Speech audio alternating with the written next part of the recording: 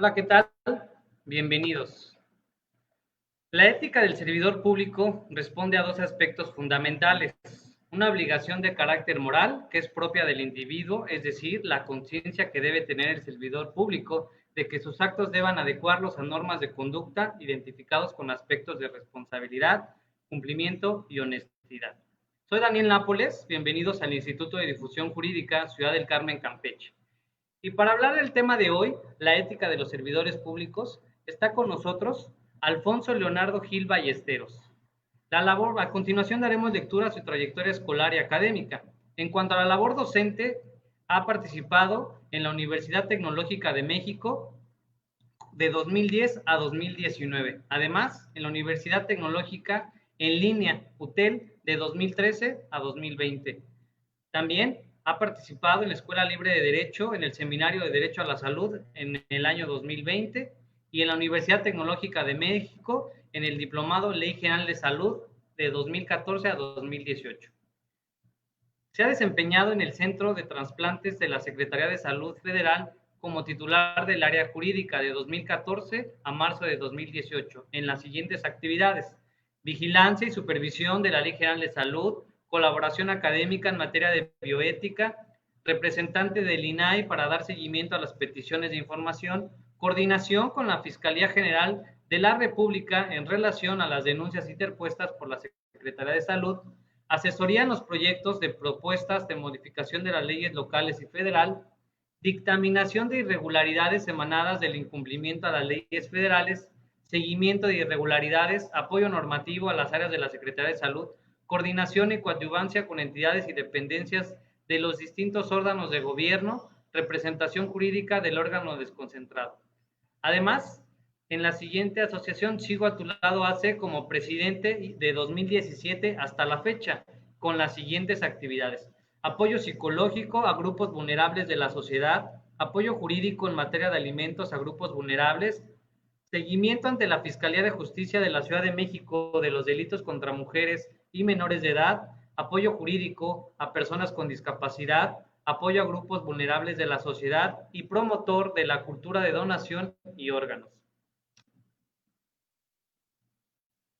Eh, Participó en la Universidad Tecnológica de México como director de la Academia de Derecho de 2018 a 2019, con las siguientes actividades: planeación académica en materia jurídica, coordinación académica en cuanto a los contenidos, dirección y coordinación en la formación de los estudiantes de Derecho, apoyo académico a los estudiantes de la carrera de Derecho, planeación de eventos académicos, vinculación con entidades públicas y privadas en el ámbito jurídico, colaboración y coordinación de los programas académicos en el ámbito jurídico, coordinación y dirección de los docentes de Derecho. También participó en la Auditoría Superior de la Federación como asesor jurídico del año 2008 al 2013, en la Dirección General de Auditoría Financiera Federal a asesor jurídico de la dirección, con las siguientes actividades: asesorar a la Dirección General de la Auditoría Financiera Federal en las siguientes actividades: seguimiento de las acciones promovidas en el informe de la cuenta pública de la Auditoría Superior de la Federación, coordinar a los auditores en materia de observaciones preliminares y finales, fiscalización de los fideicomisos con estructura, sin estructura y contratos análogos, seguimiento a las irregularidades detectadas en la cuenta pública, análisis y actualización de la normativa interna de la Auditoría Superior de la Federación, análisis de la normativa sometida a discusión para la Cámara de Diputados, revisión de contratos signados por las entidades fiscalizadas con entes públicos y privados, coordinación con los órganos internos de control de las distintas entidades fiscalizadas, enlace con la Dirección General de Responsabilidades para darle seguimiento a los procesos instaurados a los servidores públicos. También ha participado en OLG Consultores como director general desde 2006 hasta la fecha, en las siguientes actividades: dar asesoría legal en asuntos mercantiles, laborales, administrativos, familiares y fiscales, proporcionar estrategias jurídicas de prevención de conflictos, desarrollar procedimientos de mediación, arbitraje, organización normativa y relaciones laborales, representación jurídica ante instancias administrativas como la Fiscalía General de la República, Profeco, CONAMED o CONDUCEF, negociación judicial y extrajudicial. Participó además en la dirección jurídica del Bosque de Chapultepec del año de 2005 a abril de 2006 como asesor jurídico externo.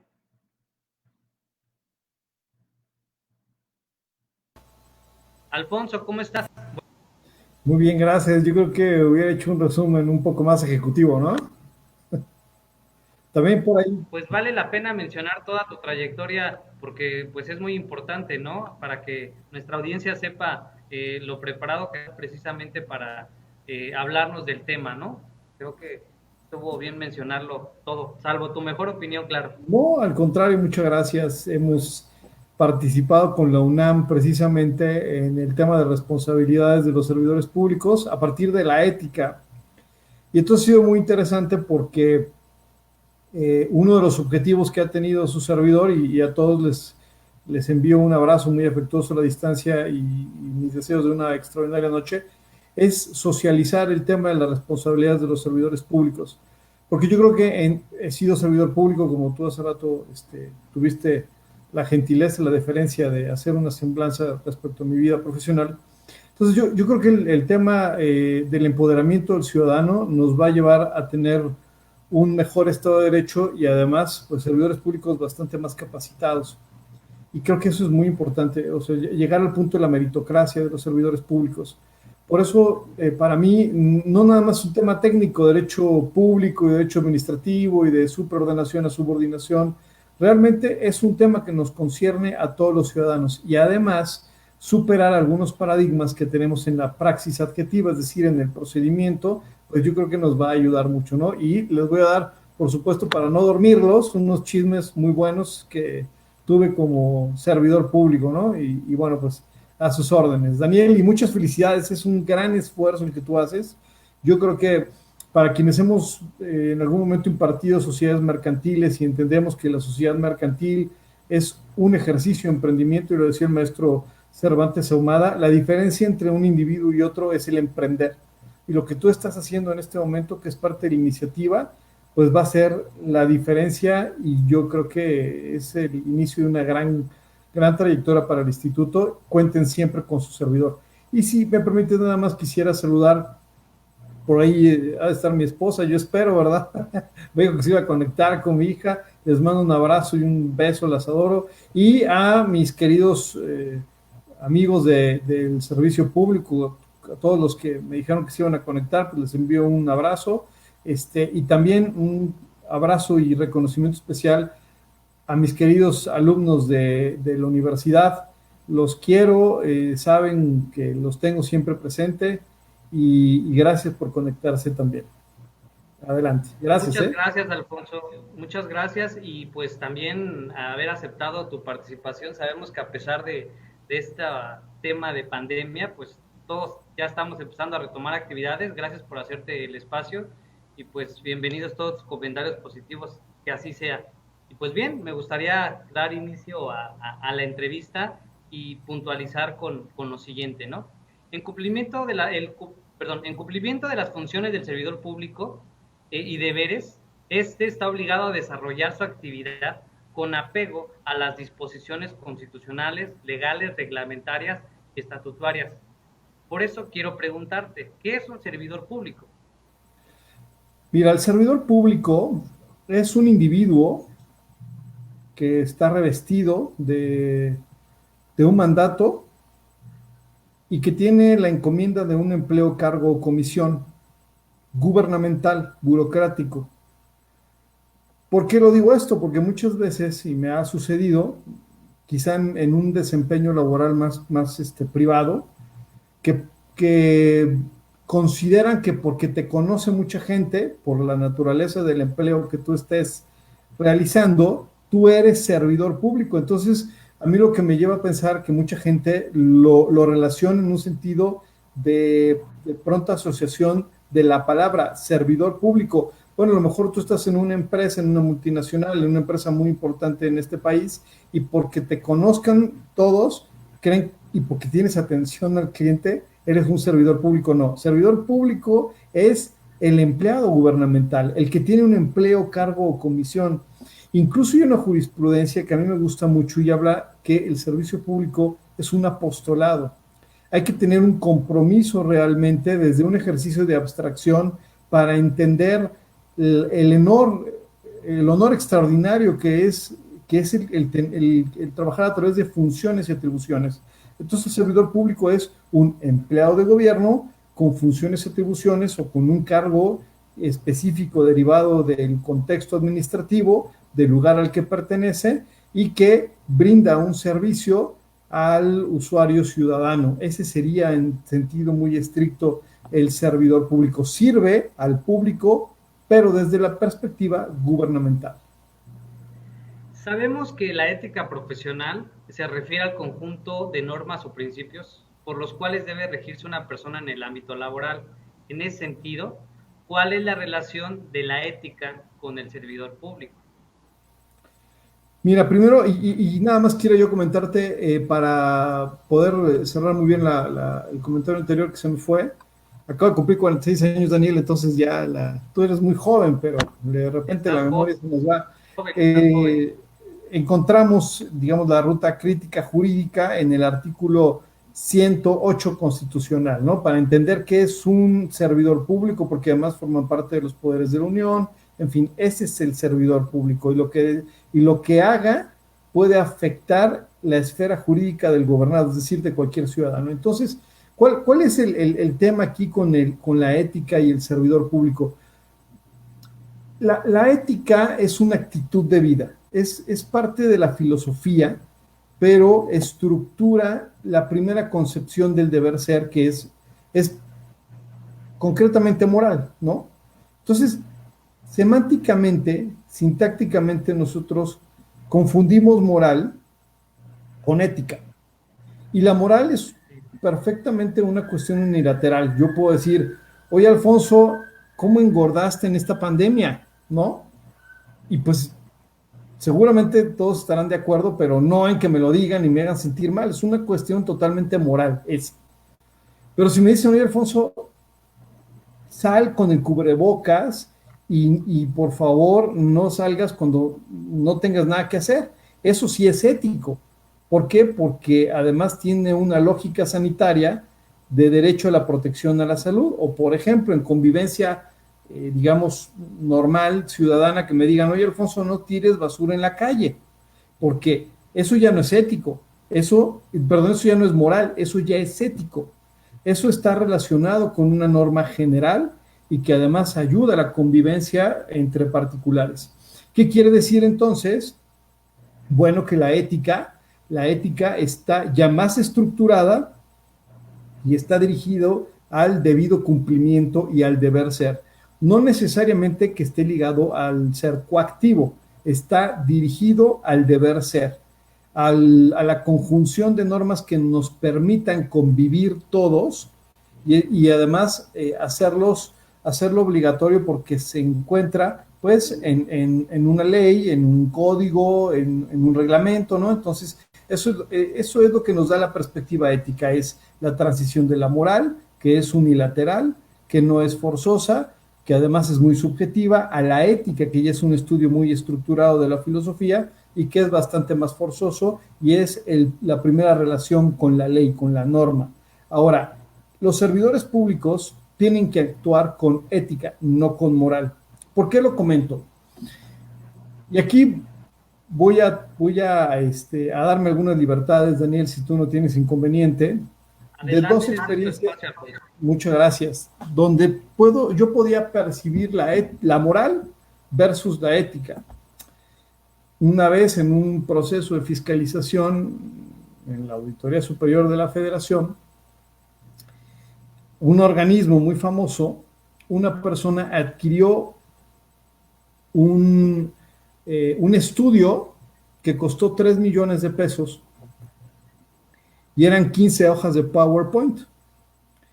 Y la persona que lo adquirió, yo no podía intuir que él hubiera incurrido en un acto de corrupción dolosa, ¿no? En realidad, él lo que hizo tenía cierta lógica, ¿no? El punto era que lo que les dieron al final era algo que era evidente que les iban a decir que no tenía razón de ser en el mismo estudio que ellos contrataron. Básicamente, y les voy a decir, el chisme era para saber si una entidad podía recibir, que no tiene esa naturaleza jurídica, podía recibir dinero de las remesas, ¿no? Bueno, no voy a decir el nombre de la entidad, pero o sea, era una entidad que no tenía nada que ver y contrató este estudio para saber, porque realmente estaban interesados en eso. El estudio al final resulta que determinó que no se podía. Entonces, pues les cuestionamos que desde la naturaleza jurídica, pues de este organismo tan importante, pues se sabía que no podía ser receptor de remesas para financiamiento. Y entonces, pues bueno, ya se hizo todo un procedimiento de la Auditoría Superior, las responsabilidades administrativas, incluso un pliego de observaciones, porque se observaba que había un daño al erario público, y cuando teníamos las reuniones pues con estos servidores públicos, ellos decían, es que yo no soy corrupto, es que yo no falté a la ley. Y la realidad es que esa línea entre la ética y la moral en los servidores públicos que no tienen conocimiento o no se actualizan información es demasiado tenue, porque la realidad es que sí había ocasionado un daño al erario público. Él decía que no, porque había consultado a su abogado, que era un contrato, hacía una analogía, era un contador este señor, una analogía con un contrato privado, lo había pagado, había conformidad y por eso yo no había problema. Le digo, no, aquí lo que sucede es que la institución para la cual usted trabaja no debió de haber contratado esto. Si bien es cierto, se lo pagaron y es muy cuestionable que 15 hojas cuesten 3 millones de pesos, no obstante eso, la verdad es que usted no tenía ni la dependencia en la que trabajaba esas funciones y atribuciones. Él actuó con moral. Si hubiera actuado con ética, hubiera entendido que mejor no se arriesgaba, aunque el contexto le hubiera dicho, hazlo. Pero entonces esa es la diferencia. La moral en un servidor público nos lleva a juicios de subjetividad y a cometer acciones u omisiones que posteriormente pueden ser óbice de responsabilidades, y no nada más administrativas, también en materia penal, con base en las reformas que se dieron al Código Penal Federal desde 2019 y al Sistema Nacional Anticorrupción. Pero entonces el servidor público debe de estar apegado siempre a la ética, y no a la ética desde un valor de supremacía de pensamiento o de comportamiento, no, de estructura normativa, de cumplimiento de la norma, que es una cosa distinta. Yo digo, soy muy ético porque me porto bien, pero cuando hablamos de la ética de los servidores públicos, está directamente relacionada a que cumpla la norma, a que entienda que hay una estructura orgánica de la cual seguramente platicaremos al rato, y que él debe de ceñirse a ella. No nada más a decir, bueno, yo llego, checo a las 9 y me voy a las 6, por decir, o no tengo la de salida y nunca he robado nada. Pero si tú no te ciñes a tus funciones y atribuciones, tú ya no eres ético.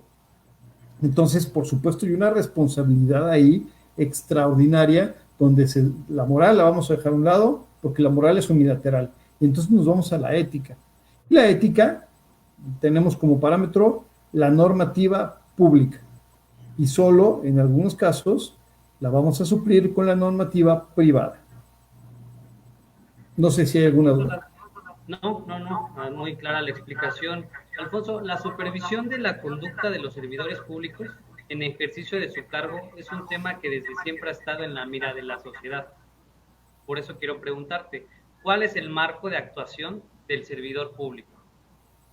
El marco de actuación del servidor público hay que verlo de forma general. Primero, hace rato yo platicaba el artículo 108 de la Constitución Política de los Estados Unidos Mexicanos. Pero luego nos vamos a la Ley Orgánica de la Administración Pública Federal. Si yo soy un servidor público, que mi entidad o dependencia forma parte de la estructura de una entidad federativa, me voy a la Ley Orgánica de esa entidad federativa, ¿no? Cuando no sea parte de una estructura federal. Entonces, me voy a la Ley Orgánica de la Administración Pública Federal. Vamos a hablar primero del ámbito federal, que se divide entre dependencias y entidades. Posteriormente nos vamos a la estructura y a las funciones y atribuciones de las secretarías de Estado, y posteriormente ya nos vamos a los servidores públicos en funciones. Y entonces los servidores públicos en funciones ya van a estar directamente relacionados con reglamentos internos de las secretarías, manuales de organización específico de áreas o de las secretarías en términos generales, y los nombramientos, ¿no? Pero además de ello, que también vamos a hablar dentro de un rato, en un contexto general, como lo vemos también en derecho civil, tendremos las obligaciones de los servidores públicos que van a estar señaladas en el acto administrativo, que es un poema, al rato platicaremos de eso, pero entonces ahí está el actuar del servidor público, pero también ahí está porcentualmente en donde más fallan. O sea, yo he conocido, ahora dicen que se necesita gente honesta en el servicio público, no, se necesita gente honesta, pero también gente que conozca. Porque un servidor público honesto que nunca ha trabajado, bueno, que haya trabajado, pero que no entienda realmente dónde está la estructura, como yo decía, desde la Ley Orgánica de la Administración Pública Federal, pues entonces alguien en la Secretaría de Educación Pública que sea muy honesto va a pedir, pues o va a autorizar que se emitan la venta o que se permita la venta de medicamentos que son importados, ¿no? O sea, ya estamos yendo a otro ámbito de competencia y estamos afectando las funciones y atribuciones pues que nos están dando como servidores públicos. Entonces, esa sería la regla que yo quisiera que pudiéramos seguirla. Ley orgánica de la administración, bueno, Constitución Política de los Estados Unidos Mexicanos, Ley orgánica de la Administración Pública Federal, y entonces ya nos vamos a los reglamentos de las secretarías, a los manuales de organización específicos y transversalmente al Plan Nacional de Desarrollo, a las políticas públicas de ese sector público y al cargo que específicamente se le hubiera encomendado a ese trabajador gubernamental. En todo momento hemos escuchado a la ciudadanía expresarse para bien o para mal de los servidores públicos. En este contexto, ¿cuál sería la diferencia de un servidor público y un ciudadano? Pues bueno, esto puede ser un poquito aburrido, pero espero que no se... No, adelante, es muy interesante escucharlo. ¿Cuántas personas tenemos? No se ve, ¿verdad? Pues mira, en la transmisión en el vivo de la página son 50 personas aproximadamente. Ah, buenísimo. Pero pues esta publicación a su vez se comparte en otros grupos, entonces el número de transmisiones estimadas nos van a dar hasta el final, pero en este momento conectados que tenemos aquí en visuales son 50 personas. Ah, buenísimo, a todas 50 personas, muchas gracias. Perdón por la pausa, con muchos saludos para ti. Definitivamente. Gracias. La verdad es que yo no quiero ser aburrido, Daniel, pero en este sentido, ahorita lo voy a hacer. ¿Dónde está la diferencia? Bueno, la persona, el personae, el ente que fue creado desde derecho romano para generar obligaciones, ese ente, pues sabemos que por principio elemental de ámbito de actuación, podemos hacer hasta donde no esté prohibido. Eso es una maravilla, ¿no? Podemos hacer ampliamente. Así es. El servidor público no, a contrario sensu, puede hacer solo lo que le esté permitido. Y entonces, si hablamos de solo lo que le esté permitido, sí nos vamos a referir a todo lo que previamente yo mencioné. Ley orgánica de la Administración Pública Federal, bueno, Constitución Política de los Estados Mexicanos, Ley orgánica de la Administración Pública Federal, reglamentos, manuales de organización específica, por ejemplo, Plan Nacional de Desarrollo, políticas públicas, los PAES, en fin, todo lo que los servidores públicos tienen para poder trabajar, esos son el parámetro de actuación delimitadísimo en cuanto a su ámbito de desempeño. Por ejemplo, tu servidor apoyaba a COFEPRIS a algunas visitas de inspección. Pero bueno, el Senatra no tenía las atribuciones para cerrar, sino lo hacía COFEPRIS y nosotros coadyuvábamos a COFEPRIS. Pero ¿qué hubiera pasado si yo hubiera puesto un sello? Pues hubiera ido más allá del ámbito de competencia aunque hubiéramos pensado que sí tenía yo esa función y no la tenía. Entonces, es ahí donde nosotros tenemos que ceñirnos específicamente al ámbito de competencia. O, por ejemplo, es muy claro ahora que para ser servidor público de cierto nivel te piden cierta experiencia en años en el servicio público y además, pues, tener una carrera. Tú no puedes firmar si no tienes un nombramiento. Y bueno, lo que yo he visto es que muchos lo hacen, ¿no? Y firman y no les importa y ya, sí, lo que sigue y venga. Y bueno, además, pues ya queda en documental, ¿no? Pero, y no lo hacen con dolo, realmente, generalmente les piden, el jefe les pide que firme y pues él firma y no sabe a lo mejor que no tiene, y pasa mucho, ¿eh? Entonces, sí, hay una parte del servidor público que debe de estar muy consciente de su delimitación, a contrario censo del gobernado, que podemos hacer hasta donde no esté prohibido. En el caso de los servidores públicos, específicamente lo que esté permitido, lo que venga en sus funciones y en sus atribuciones. Precisamente al hablar de las sanciones o castigos que por el mal actuar de los servidores públicos, ¿a qué responsabilidades pueden ser sometidos estos? Pues hay responsabilidades de tipo administrativo, ¿no? Del órgano interno de control, te pueden hacer un extrañamiento, te pueden regañar, digamos, públicamente para socializar la información, te pueden inhabilitar por un tiempo específico, o incluso puedes iniciar un procedimiento donde pues tengas un problema de tipo penal, porque, bueno, esto aunque ya existía, se enfatizó con las reformas del año 2019, donde existe un nexo normativo entre las acciones y omisiones de los servidores públicos, y entonces la hipótesis penal que se encuentra en los códigos penales. Ahora, también otra cosa que yo quisiera comentar, y es parte de algo que yo siempre les digo en varios escenarios. Los servidores públicos hacen u omiten. Y entonces allí está esa relación, acción u omisión, relacionado con sus funciones y atribuciones. Y el particular, pues genera obligaciones de dar, hacer o no hacer. Digamos que estas acciones o omisiones son la interpretación de lo que el particular puede hacer en obligaciones de dar, hacer o no hacer. Entonces, bueno, cuando el servidor público hace u omite, tiene estas consecuencias que pueden ser de tipo penal, Okay. De tipo administrativo o incluso de tipo pecuniario. La Auditoría Superior de la Federación, por ejemplo, cuando inicia un pliego de observaciones, sí especifica que puede haber un daño al erario público. Y entonces, pues, inicia un procedimiento con el efecto de recuperar lo que en determinado momento ocasionó un daño al erario público. Que aquí yo quisiera decirle a las personas que tan amablemente nos escuchan que no es porque se lo roben, que es lo primero que la gente piensa, es que el servidor público se lo roba. No, un error bien intencionado puede ocasionar daños al erario público. Que eso es algo que yo quisiera aquí dejarlo, pues, para tu público. Puntualizado.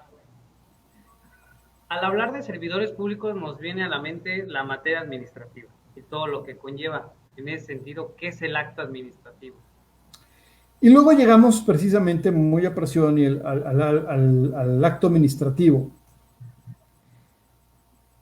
Mira, ya llevamos más o menos 30 minutos para que no se nos duerma el auditorio. No es mi caso, porque yo soy felizmente casado, seguramente está mi esposa escuchándome, bueno, tengo esa ilusión. Pues cuando uno le pide a una persona que sea novio o novia, pues es un acto jurídico, ¿no? Pues a lo mejor es tácito o es expreso, si no formal. Hay una manifestación de la voluntad de dos o más personas donde se adquieren obligaciones de dar, hacer o no ser, donde hay un consentimiento. Y entonces, la estructura de las relaciones de nuestra especie, no del derecho, de nuestra especie, en realidad se encuentran sistematizadas en el acto jurídico.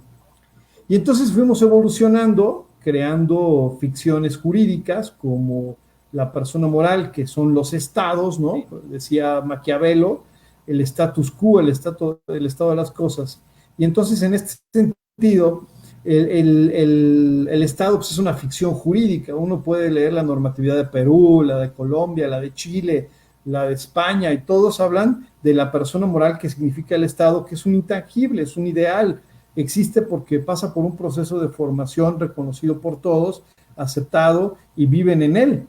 Pero al ser intangible, entonces necesitamos cómo se pueda mover por sí mismo. Y entonces se mueve a través de la administración pública, ¿no? Entonces, en el caso del Ejecutivo Federal, de la administración pública, recaen estas funciones en los servidores públicos. Pero los servidores públicos, así como los particulares, pues nos manifestamos a través del acto jurídico, los servidores públicos se manifiestan a través del acto administrativo. Si mi voluntad es lo que define decirle a alguien, oye, me gustas, oye, podemos firmar este contrato de arrendamiento, etc., ¿no? En el servidor público va a ser no mi voluntad, sino la lógica del empleo, cargo, comisión del cual yo esté investido, ¿no? Entonces, revestido, perdón. Entonces, ese es el tema. ¿El acto administrativo qué es? Pues entonces yo en lugar de la voluntad debo de fundamentar y motivar todo lo que haga. Debe de ser determinado y determinable en cuanto a las circunstancias de tiempo, modo y lugar. Debe de ser directamente proporcional precisamente al lugar, dependencia, entidad donde yo trabaje y muy bien explicado, porque si no, si yo me salgo del ámbito en el que yo me tengo que desenvolver, puedo afectar la esfera jurídica de un gobernado por mi mal actuar. Un ejemplo muy claro es si yo pido o yo siendo servidor público, a mí me solicitan un permiso para cualquier situación y resulta que yo lo niego, pero lo que sucede muy seguido, que se lo encomiendo a una persona, lo hace, no se da cuenta que el formato que está utilizando pues, ya no tiene leyes vigentes, lo niega y a pesar de que la motivación es correcta para negarlo, la fundamentación está mal hecha. Entonces, ese actuar, ese mal actuar del servidor público ya está afectando el acto administrativo que se encuentra en el artículo 3 de la Ley Federal del Procedimiento Administrativo. Es tan acotado que es como el checklist, si me permiten el anglicismo, de todo servidor público. No te puedes salir de eso. Es un poema, porque estructura cómo se organiza la administración pública. Pero ahí está el poder del ciudadano. En el momento en el que ese acto administrativo esté mal emitido, pues él sabe que puede promover la nulidad a través de un procedimiento contencioso administrativo en el Tribunal Federal de Justicia Administrativa. Ese sería el acto administrativo, que es el poema de todo. Nos ha quedado claro precisamente lo que es el acto administrativo, pero surge una inquietud en relación a lo que nos comentas. ¿Cuál es la diferencia del acto jurídico y del acto administrativo? El acto jurídico es el género. Muchos doctrinarios hablan que el acto administrativo es un tipo de acto jurídico. El acto administrativo es el acto por medio del cual los servidores públicos se van a pronunciar, van a tener lenguaje pues ya sea con otro servidor público o con la ciudadanía, y el acto jurídico es la manera en que las voluntades se manifiestan en un Estado de Derecho, digamos, normal, ¿no? En la tradición germano-románica, el acto jurídico está más ligado con las relaciones privadas, de derecho privado, y el acto administrativo, las de supraordenación a subordinación, pero no específicamente con un gobernado, también pudiera ser con otra entidad pública. Retomando el tema de las sanciones de los servidores públicos, ¿nos puedes comentar en qué instancias se substancian precisamente las responsabilidades de los servidores públicos?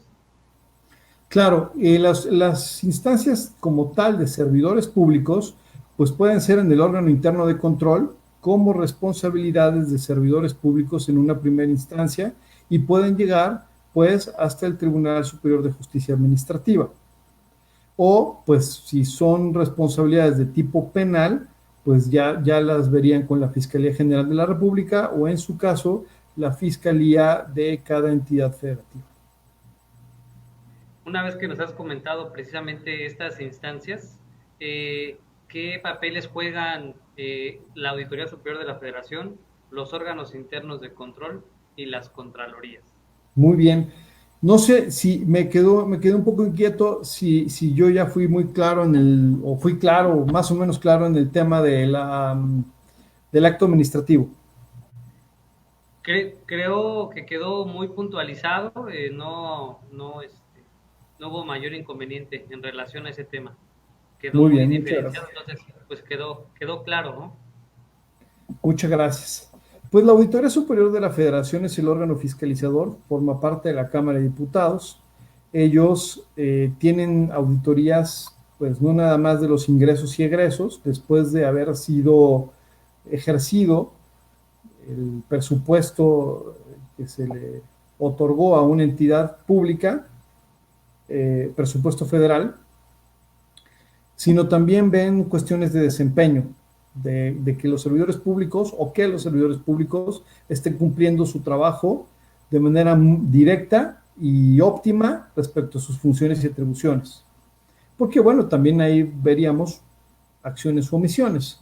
Entonces, la Auditoría Superior de la Federación, después de haber sido ejercido pues el presupuesto asignado, ellos van in situ al ente fiscalizado y revisan tanto cuestiones cuantitativas como cualitativas, es decir, los recursos públicos que se hubieran asignado conforme se habían solicitado y en ese sentido se ministraron, y por otro lado, que los servidores públicos no hubieran incurrido en una acción u omisión.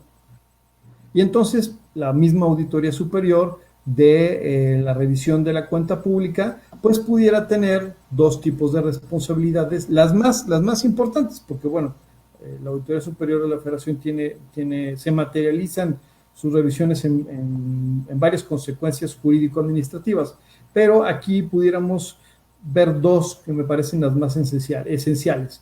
Las responsabilidades administrativas de los servidores públicos, que ellos les llaman los PRAS, y que notifican al órgano interno de control. Y entonces tenemos las de los pliegos de observaciones, que eso sí lo ven ellos. Ellos ven si efectivamente hubo una omisión o una acción del servidor público que hubiera causado un daño al erario público. Aquí es muy importante también entender en este sentido las funciones de los órganos internos de control que forman parte ahora de la Secretaría de la Función Pública, en este contexto del Sistema Nacional Anticorrupción, y que ayudan a fiscalizar en presente perfecto las funciones de los servidores públicos. Es decir, la Auditoría Superior de la Federación llega después de haber sido ejercida la cuenta pública, no obstante los órganos internos de control lo pueden hacer en el momento. Y entonces los órganos internos de control forman parte de la estructura del Ejecutivo Federal, es decir, de la Secretaría de la Función Pública. Esa es la diferencia, pues yo creo que más relevante. La Auditoría Superior de la Federación forma parte de la Cámara de Diputados, los órganos internos de control de la Secretaría de la Función Pública, y forman parte entonces del Ejecutivo Federal. Hemos escuchado hablar sobre el combate a la corrupción en los medios de comunicación, tanto digitales como del resto. En ese sentido, ¿qué es el Sistema Nacional Anticorrupción y cómo se integra? Es un sistema que se crea aproximadamente hace 4 o 5 años, en el sexenio del expresidente Peña, a partir de la petición de la sociedad civil ante un contexto terrible de muchísima corrupción, pensando pues que pudiera no nada más participar el Ejecutivo Federal, como hasta ese momento estaba pasando a través de la Secretaría de Función Pública y los órganos internos de control, que en ese momento, presupuestamente hablando, dependían de la entidad que estaban vigilando, ¿no? Lo cual pues era obviamente un conflictazo de intereses. Entonces, El Sistema Nacional de Anticorrupción se conjunta a través de varias instituciones. Pues podemos hablar de, primero, la sociedad civil, no es una institución per se, pero va a estar presente. Y entonces tenemos a la Auditoría Superior de la Federación, que es representada por el titular. Por supuesto está la Secretaría de la Función Pública, en este momento representada por su secretaria. Está el Consejo de la Judicatura, se encuentra el INAI también, forma parte de este Sistema Nacional Anticorrupción, que no es como tal un ente público, sino realmente ayuda a coordinar los esfuerzos anticorrupción. Y está también el presidente magistrado del Tribunal Superior, el Tribunal de Justicia Administrativa. Tribunal Federal de Justicia Administrativa. Entonces tenemos, pues... Alfonso, nos... Dime, por favor. Perdón, no, adelante. Entonces tenemos, pues, a todas las autoridades que forman parte, de una u otra manera, pues, de todo el camino, la ruta crítica de un posible acto de corrupción. Tenemos algunas preguntas que nos han hecho llegar en los comentarios. Enseguida van a salir aquí en la pantalla, las que nos hicieron llegar directamente en la transmisión, y pues bueno, algunas otras que nos hicieron llegar vía inbox. Aquí pongo la primera. Don Gerardo Soberano, un abrazo. Claro, pues yo creo que aquí te saludo con afecto, Gerardo, te agradezco mucho la pregunta, y yo creo que más bien es una afirmación, y yo le digo que sí. Deben de actuar conforme a la Constitución, leyes, reglamentos, buscando siempre el bien común sobre el particular. A ver, aquí hay un tema. Vivimos en México, si me permiten, tratando de traducir la ley cuando debemos de dar el sentido que Gerardo está platicando. O sea, pues lo reinterpretamos a modo cuando en realidad deberíamos de ser totalmente aplicativos, ¿no? Pues es un derecho subjetivo de todo ciudadano, no nada más la expectativa de justicia, sino el saber que vive en un contexto de justicia. Yo estoy totalmente de acuerdo. Porque aquí entonces el derecho resulta que es una prerrogativa que es negociable y no puede ser así. Yo creo que la ética debe de ser inducida como práctica desde las familias y posteriormente ir permeando para ser adultos responsables. Sí, Gerardo, tienes toda la razón, coincido contigo. Gracias por la respuesta. Vamos a dar paso a la siguiente pregunta.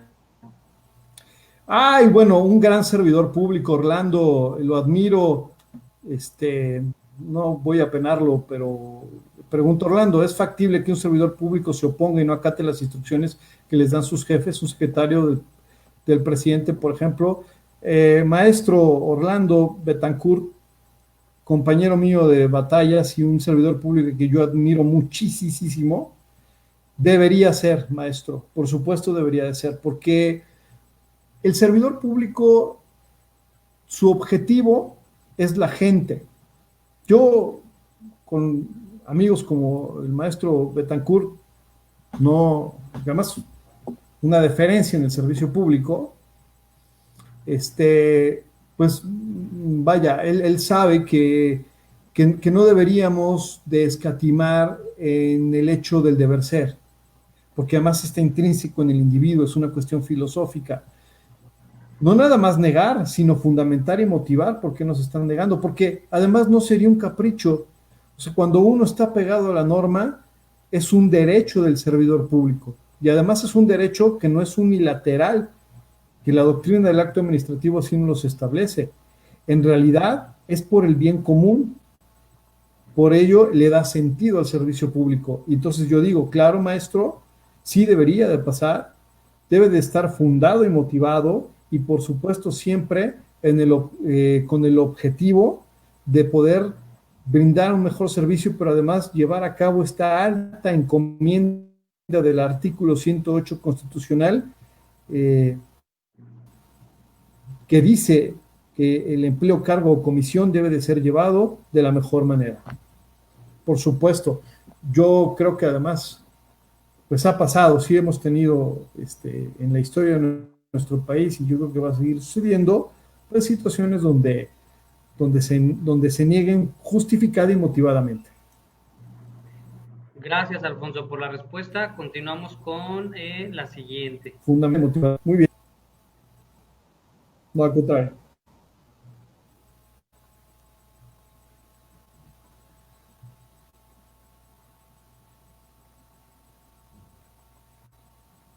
Iván Gallegos,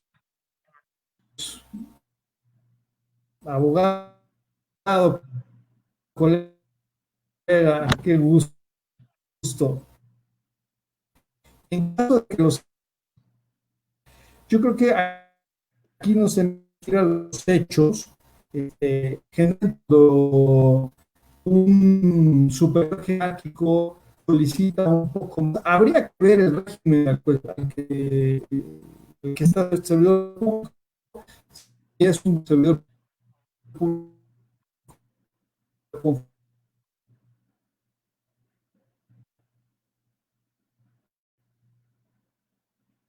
sus funciones, pues entonces hay que negociar ahí con el jefe, porque en realidad de los temas subjetivos, Se corta o un sea, poco tu voz, tu transmisión. No sé si te si pide que hagas, pero que te pide que hagas más, pues no está directamente relacionado con tus funciones y atribuciones, pues por supuesto, cuando te levantas tengas que manejar hechos, lo puedes hacer. Perdón, Alfonso, se cortó un poco la comunicación. No sé si tú alcanzas a escucharnos. Muy bien. Estamos Ya teniendo una falla se técnica. tomó, ¿verdad? Te escuchamos Sí, un no poco cortado y salió sé de si, cuadro. si Eh, se escuchó no sé si podemos mi respuesta. repetir la respuesta a la pregunta, por favor.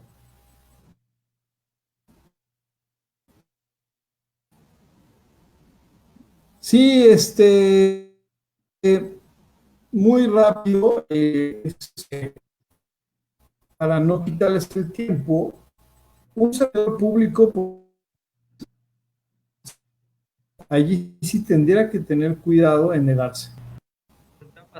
Nos volvió a pasar. No sé si el dispositivo, quizás del que te conectes, tenga ya limitada la batería. A veces nos pasa esa situación, o bien algún, algún llamado, mensaje que haya entrado a tu dispositivo, si es que estás usando el teléfono. Quizás por eso se corte la comunicación. No, ¿No? ¿Tú sí nos escuchas bien? no, no, estoy en la computadora de ustedes. Gracias. Aquí están ustedes. Sí,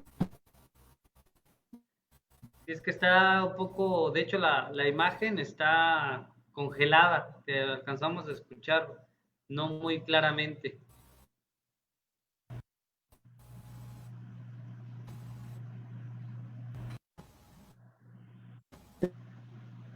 ¿ah? Te escuchamos un poco entrecortado, y además la imagen no sale correctamente. No sé qué pasó. ¿Algún otro dispositivo que esté vinculado a tu emisor de Wi-Fi? A lo mejor el celular, a veces en este tipo de transmisiones, además de la hora, es algo que no nos beneficia, nos perjudica un poco. No sé si nos puedes ayudar con eso.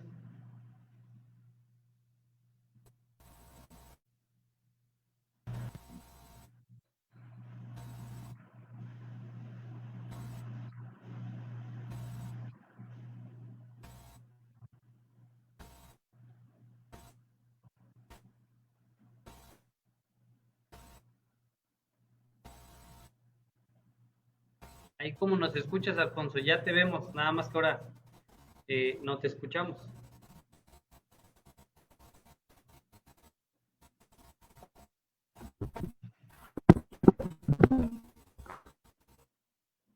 No, seguimos sin escucharte. Vamos a pausar un momento. A ver, permíteme.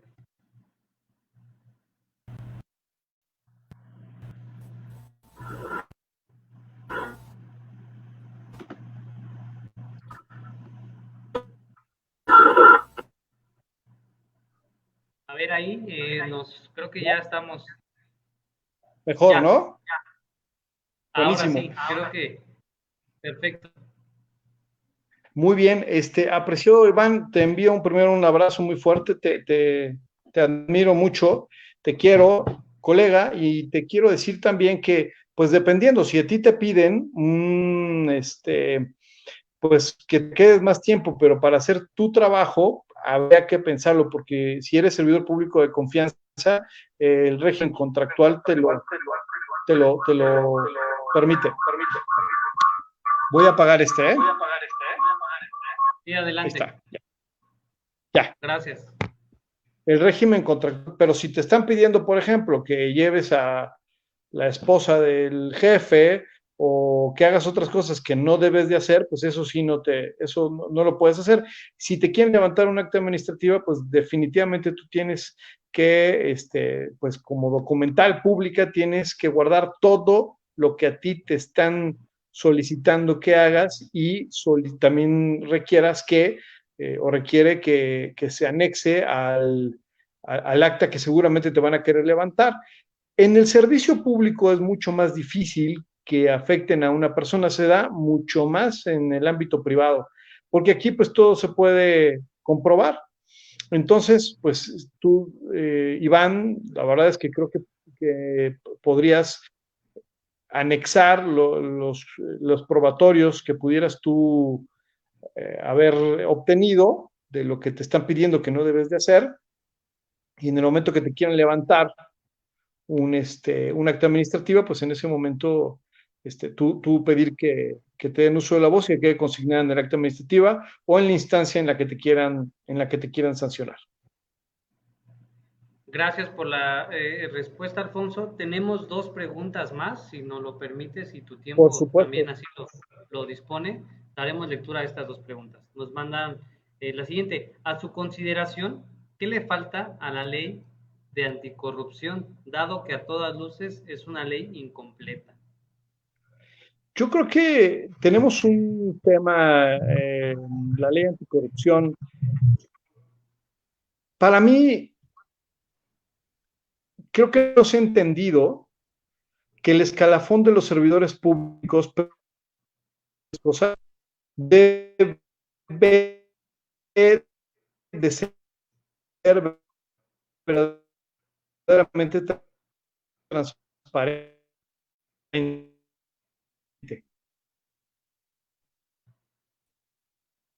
Creo que nos volvió a pasar el tema de la disposición de la imagen y del audio en esa transmisión con Alfonso. O sea, Vamos a la darnos verdad es un que momentito para ver si logramos en este conectarnos de país nuevo. todavía no hemos llegado. Yo creo que ya, ¿verdad? Como saben, esta es la hora en que todos hacemos mayor uso y disposición de las redes. Entonces, hola de Me nuevo, Alfonso. apuro. No sé si ahí ya nos... Hola de nuevo, perdón. Adelante. Me apuro. ¿Qué creo Adelante. que le hace falta? Le hace falta, primero, que los servidores públicos realmente, los que van a tener un empleo, cargo, comisión, los que les llaman mandos altos, sí puedan comprobar un ejercicio honesto, pero además yo agregaría, en términos generales, una participación más activa de la sociedad civil. No la tiene. Y entonces, pues, es un régimen de excepción el servicio público, esa es la realidad. Y se los dice alguien que fue servidor público. En el servicio público conocí gente que podía cometer actos de corrupción y decir y pensar, ellos se engañan y decir, no es cierto, yo no cometo actos de corrupción, ¿no? Y entonces creo que necesitamos realmente gente que tenga conocimiento de causa, más participación de la sociedad civil, una fiscalización importantísima en cuanto a la parametrización de los resultados de la función pública, que eso tampoco existe. O sea, nos vamos a los conceptos generales de peculado, de no. La parametrización es lo primero que está fallando en la administración pública. Quiero ver realmente que tú estás obteniendo los resultados como servidor público por lo cual se te contrató y que ya dejes de hacer este checklist tan terrible que se hace desde siempre, ¿no? Que se ha convertido en inventata consuetuda y que es derecho del servidor público. Debemos de tener un servicio público y servidores públicos desde la normativa funcionales y que logren sus objetivos. Gracias. Y pues damos paso a la última pregunta que nos hicieron llegar aquí en el chat y la pongo ahorita aquí en la pantalla. Don Alejandro, qué gusto, abrazo muy fuerte. Buenas noches. ¿Qué pasa cuando un servidor público no tiene la capacidad manifiesta del cargo al que se le fue conferido? Por ejemplo, un secretario de Estado, quien debería actuar para removerlo, ya que este fue nombrado por el presidente de la República y no actúa en consecuencia. La verdad es que yo creo que es donde la sociedad debe de participar. En este sentido, desgraciadamente, pues el único que tiene injerencia es el presidente de la República. Debería tener injerencia la Cámara de Diputados. En casos muy extraordinarios los tiene, pero son casos de corrupción evidente. Pero es precisamente porque se ha ampliado como el margen de, pues de justificación de lo que no se hace, ¿no? Y además se mediatiza y se vuelve político y no debe de ser así. Creo que aquí la sociedad civil es la que debería de también tener una participación de manera directa en relación a cuando los servidores públicos no hacen su trabajo, ¿no? Porque pues la verdad es que hacer su trabajo no debe de ser tener resultados medianos, ni politizar los problemas, ¿no? Debe de haber un compromiso de los servidores públicos. Y pues hasta este momento, precio Alejandro, desgraciadamente no tenemos ese supuesto. Efectivo, vigente, no lo tenemos. Gracias por la respuesta, Alfonso, y pues con esto damos por concluida esta etapa de preguntas y respuestas. Me gustaría preguntarte qué deseas agregar a manera de conclusión. Yo quería agregar solamente que les agradezco mucho su interés. Quiero decirles que necesitamos luchar todos por un servicio público óptimo y necesitamos trabajar en el deber ser y en la ética de los servidores públicos sin politizar los temas, pero sí siendo muy precisos en las acciones y omisiones en las que incurren todos los días, porque eso cuesta, ahorita lo estamos viendo, cuestan vidas o patrimonios o debido desarrollo. Entonces, yo les pido que nos sensibilicemos, que nos alleguemos de la lectura y que hay del derecho administrativo y la ética de los servidores públicos, pero además de los derechos que tenemos como ciudadanos. Y pues muchas felicidades, Daniel. Esta es una maravilla que tienes de iniciativa. A mí me ha encantado y me pongo a tu disposición, incluso para dormirlo. Si hay una sesión de insomnio, pues bueno, yo con mucho gusto aquí estoy con mucho placer. Alfonso, muchas gracias por tu participación, por tu colaboración y precisamente por esta disposición que tienes, ¿no? Desde, me atrevo a comentar aquí al aire, desde la ocasión en que me atreví a escribirte, a invitarte a participar en este espacio, pues con toda la disposición del mundo, ¿no? Y eso es algo que nos alegra mucho en el instituto. Bueno, en caso de que existan dudas, inquietudes, digo, no omito mencionar que a lo largo de esta transmisión hay muchos comentarios muy positivos, felicitaciones, saludos desde varias partes y puntos de la República, pero pues también hay gente que nos sigue aquí en Ciudad del Carmen y en caso de existir alguna duda, alguna inquietud, ¿dónde podemos encontrarte? Tus redes sociales, datos de contacto, lo que gustes proporcionar. Claro, con muchísimo gusto. Mis redes sociales es Alfonso Leonardo Gil Ballesteros. Esa es mi red social, la que más utilizo. Es mi perfil, porque también tengo pues mi página igual de Facebook, pero es más fácil que yo pueda platicar con ustedes en mi perfil, que es Alfonso Leonardo Gil Ballesteros, y con mucho gusto me pueden mandar sus dudas. Y bueno, pues hay que promover el Estado de Derecho a través de la conciencia ciudadana, ¿no? Y eso para mí es un gusto y participar en ejercicios de emprendimiento académico como este, siempre que ustedes me lo requieran, yo aquí estaré. Gracias, Alfonso. Pues no me queda más que darte las gracias a nombre del Instituto de Difusión Jurídica Ciudad del Carmen Campeche, el haber participado en estos foros donde el objetivo es compartir y difundir los conocimientos adquiridos. Muchas gracias, Daniel. En realidad un honor y un abrazo hasta Campeche. Gracias, Y mucho, Alfonso. Que sigas teniendo, perdón, te interrumpí, no, discúlpame. ¿Cómo? no, y mi agradecimiento a todos los que estuvieron pendientes de la transmisión. Muchas gracias. Que pases muy buenas noches, Alfonso. Hasta la próxima. Igualmente, muy buenas noches, Daniel. Muy buenas noches a todos. Gracias.